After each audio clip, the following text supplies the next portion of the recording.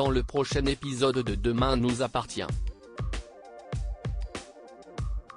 Tandis que Manon révèle toute la vérité à sa mère, Sophia ne veut pas sortir de chez elle.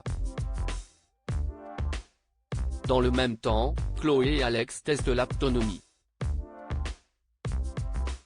Attention, les paragraphes qui suivent contiennent des spoilers sur l'épisode de Demain nous appartient diffusé demain soir sur TF1. Si vous ne voulez rien savoir, ne lisez pas ce qui suit. Mercredi 2 septembre dans Demain nous appartient. Manon révèle toute la vérité à sa mère et Nina a marché toute la nuit et s'est endormie dans les rues de Sète. À l'autre bout de la ville, Lou est au plus mal et accuse Victor de ne pas se soucier de sa fille avant de s'excuser en expliquant qu'elle cherche juste un bouc émissaire. Alors qu'elle le supplie de ne pas la laisser tomber, Victor promet de rester à ses côtés. Pendant ce temps, Sarah informe Karim qu'Aurore est déterminée à connaître le fin de mot de l'histoire.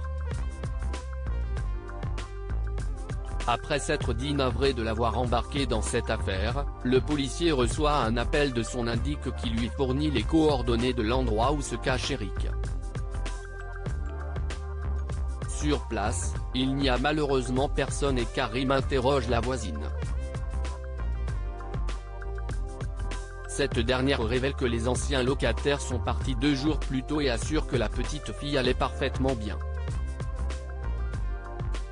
En parallèle, Eric retrouve Nina et parvient à la ramener saine et sauve au bungalow. Au commissariat, Georges signale à sa supérieure que Lou a récemment rendu visite à Amine en prison. Convaincu que Karim connaissait Ryan avant son décès, ils se mettent d'accord pour dire que le frère de Shemsa le fait chanter. Aurore interroge ensuite son collègue afin de comprendre ce qui a poussé Lou à obtenir un parloir avec Amine. Excédé, Karim prétend qu'il n'est au courant de rien avant de recevoir un appel de la nounou de Nina. Quand Aurore entend que la fillette est malade depuis 15 jours, elle rentre chez elle pour questionner Manon. Tandis que sa Benjamine refuse de répondre à ses questions, Aurore met en avant la gravité de la situation. Dos au mur, Manon finit par lâcher que Nina a été enlevée. Sophia ne veut pas sortir de chez elle et la sextape étant encore en ligne, Sophia a honte et exclut d'aller au lycée. Comme elle fait croire qu'elle se sent mal à cause de ses menstruations, Aurore consent à ce qu'elle reste à la maison. Au lycée, la vidéo intime de Sophia et Arthur a fait le tour des élèves. Même si Manon affirme auprès de ses camarades qu'il s'agit d'un fake, Charlie est persuadé qu'Arthur a posté la vidéo dans le dos de Sophia. Plus tard, le fils de Sandrine rejoint sa copine pour prendre de ses nouvelles.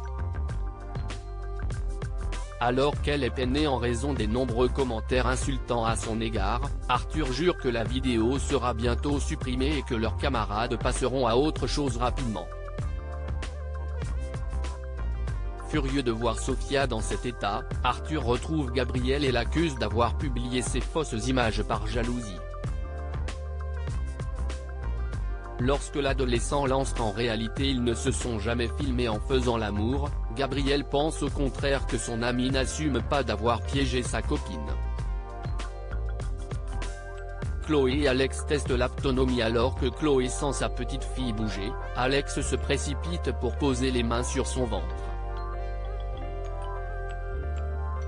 Malheureusement, Céleste fait la timide avec son père et ne fait plus le moindre mouvement.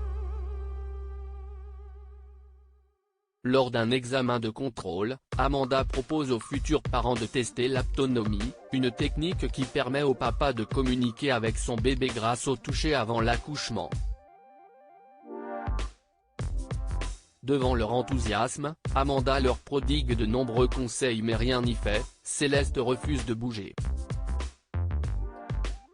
Toutefois, le couple ne se laisse pas décourager et tente une nouvelle fois l'expérience. Au moment où Alex parle tendrement au ventre de sa femme, Céleste bouge enfin pour le plus grand bonheur de son père.